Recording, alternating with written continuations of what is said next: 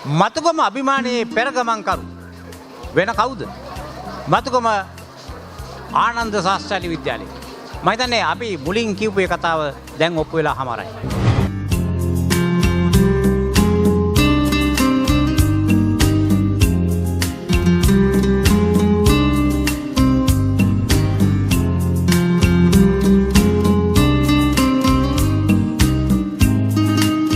අයිබෝවන් මතුගම අභිමානයේ පෙරගමන්කරු මතුගම ආනන්ද ශාස්ත්‍රීය ජාතික පාසල් භූමියේ සිටයි අපි ඔබ මේ හමුවන්නේ. ඔබට පෙන්වනවා ඇති මේ වන විට අඛණ්ඩව නොකඩවා 7 වෙනි වසරටත් පවත්වන වර්ණ රේඛා නන්දනය චිත්‍ර හා මූර්ති ප්‍රදර්ශනය ආරම්භ කිරීමටයි දැන් මේ සීළු කටයුතු ලහියේ සූදානම්වමින් පවතින.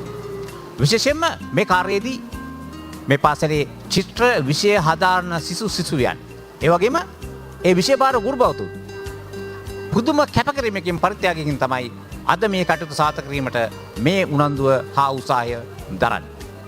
අපි බලමු මේ චිත්‍ර මූර්ති ප්‍රදර්ශනය මොනතරම් ආකාරයෙන් වෙනදටත් වඩා සුපුරුදු ආකාරයකටද එහෙම නැත්නම් ඊට වඩා වෙනස් විදිහකටද අලුත් විදිහකට මේ ප්‍රදර්ශනය සංවිධානය කරලා තියෙනවද මොන ආකාරයේ චිත්‍ර මූර්ති අපිට දකින්න ලැබෙනවද කියන එක අපි දැන් පරීක්ෂා කරලා බලමු.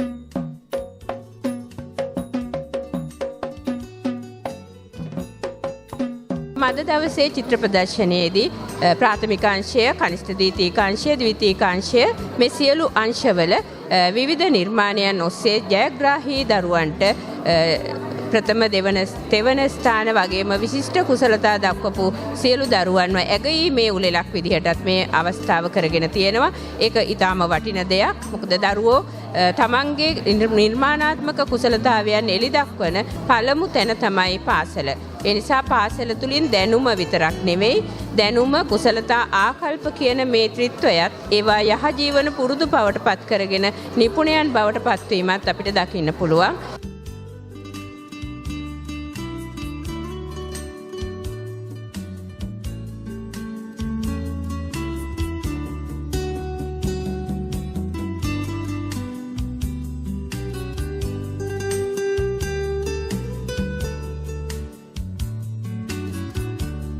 වර්ණ රේඛා නන්දය 2024 ආනන්ද ශාස්ත්‍රීය ජාතික පාසල් භූමියේ දැන් විවෘත වෙලා තියෙනවා.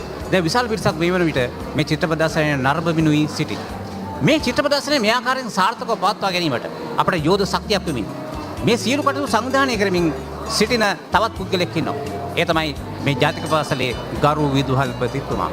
දැන් අපි අහන්න කැමතියි ගරු විදුහල්පතිතුමාගේ 7 වෙනි වරට අඛණ්ඩව නොකඩවා මේ විදිහට මේ චිත්‍ර ප්‍රදර්ශනය මූර්ති ප්‍රදර්ශනය පවත්වන්නට ඔබතුමා මොනතරම් ශක්තිමත් මොනතරම් සංවිධානාත්මකද මේ තරම් යෝර ශක්තියක් සංවිධානයක් ඇති කරගනිමින් මතකම අධ්‍යාපන කලාපයේ පෙර ගමන් කරු විදියට මේ පාසල මේ තත්ත්වයෙන් පවත්වාගෙන යෑමේ රහස කුමක්ද?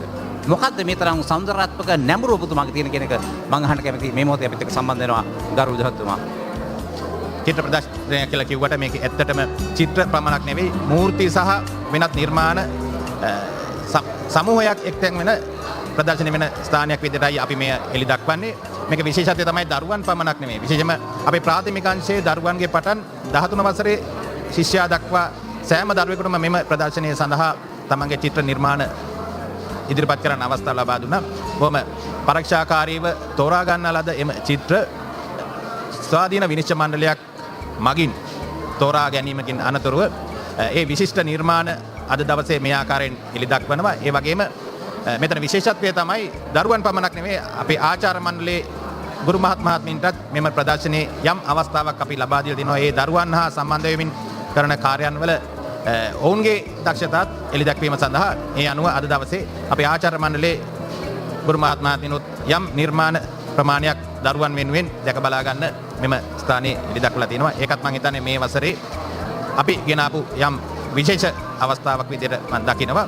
ඉතින් මෙතන දරුවන්ගේ මම හිතනවා අපේ පාසලේ අධ්‍යාපන මට්ටම ප්‍රතිඵල බොහොම ඉහළයි. ඒ වගේම ක්‍රීඩා කුසලතා ඉතාමත් ඉහළ මට්ටමක තියෙනවා. වගේම අපිට මෙම චිත්‍ර සහ මූර්ති ප්‍රදර්ශනය දැක බලා ගන්නකොට තේනවා දරුවන්ගේ ඒ තියෙන කලා කුසලතාවල විශිෂ්ටත්වය. අපි මේ ප්‍රදර්ශනය ආරම්භ කළේ චිත්‍ර 130කින් වගේ කුඩා ප්‍රමාණයකින් 2015 වර්තමානයේ වෙනකොට මේ ප්‍රදර්ශනය ඉතා පුළුල් මට්ටමකට ගෙනිල්ලා අපි චිත්‍ර 240ක පමණ එකතුවකින් සමන්විතව මේ ප්‍රදර්ශනය කරගෙන යනවා.